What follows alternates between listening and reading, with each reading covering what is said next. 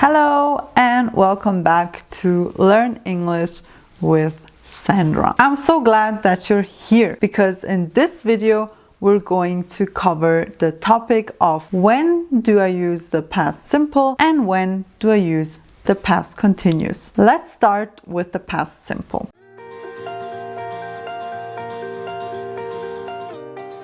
We use the past simple when we want to talk about situations or actions that happened in the past and are now over. They married in 2015 at the beach in Cancun. In this situation, we have a couple. They married in 2015 in Cancun. The situation happened in the past and is over now. We cannot go back to this moment again. Last week, he graduated from Harvard University. The situation happened last week, which is in the past and is over now. The graduation happened. He now has his degree and he cannot go back to the graduation ceremony again. We also use the past simple to talk about habits from the past. A habit is something that I usually do very often, which means every day or every week or at least every month. I played golf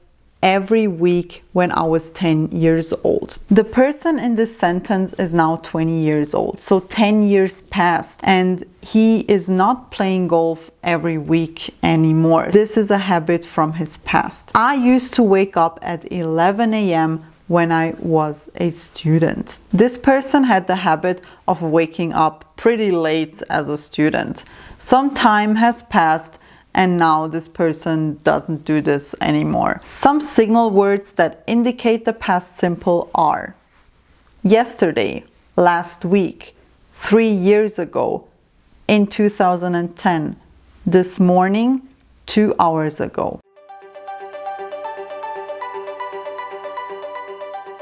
We use the past simple when we want to talk about situations or actions that happened in the past and are now over. They married in 2015 at a beach in Cancun. Last week, he graduated from Harvard University. Or we use the past simple when we want to talk about habits from our past. I played golf every week when I was 10 years old. I used to wake up at 11 a.m. when I was a student.